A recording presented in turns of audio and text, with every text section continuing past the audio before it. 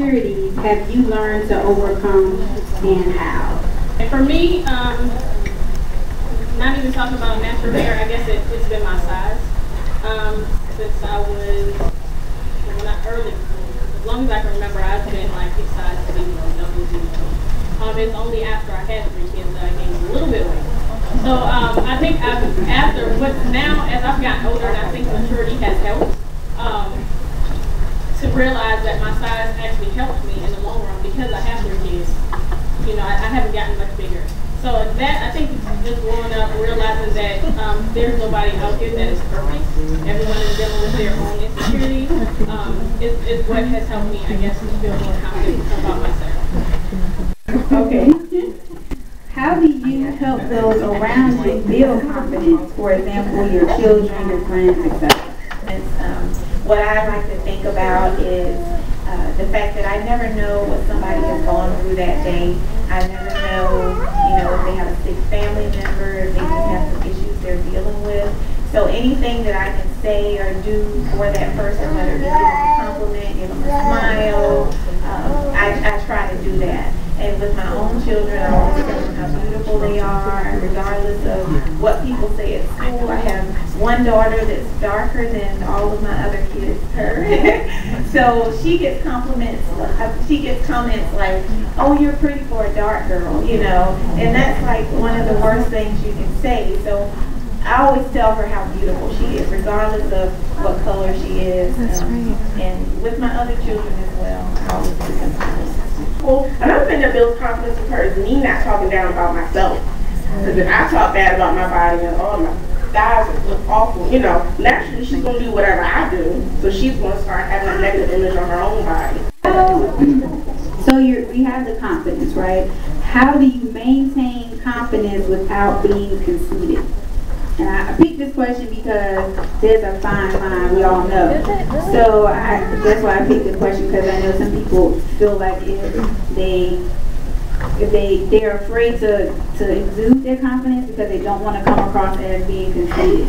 So how do you maintain your confidence without being conceited or coming across as being conceited?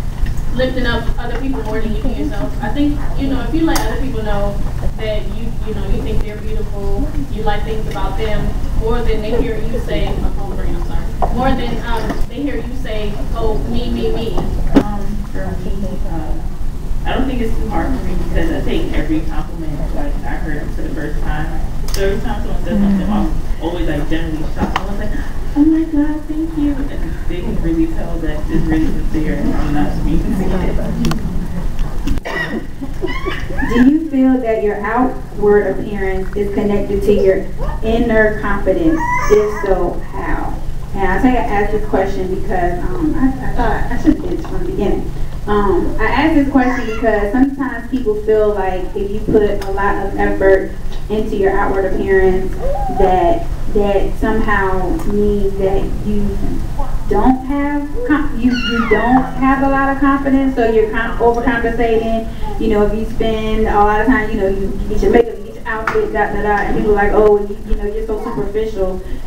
What about the person on the inside? Or vice versa, you have somebody who doesn't put effort into their outward appearance, and it comes across as if they don't have any confidence because they don't look like they do, because they're not putting any type of effort into how they look on the outside. Usually that's a reflection of how that person feels about themselves on the inside. So it's kind of tricky because everybody's going to have their own perspective of you, so you can't make everybody happy. But I do think it's connected in the sense that I know for me, if I wake up in the morning and I just throw on something and I look crazy, I don't really feel too confident about myself.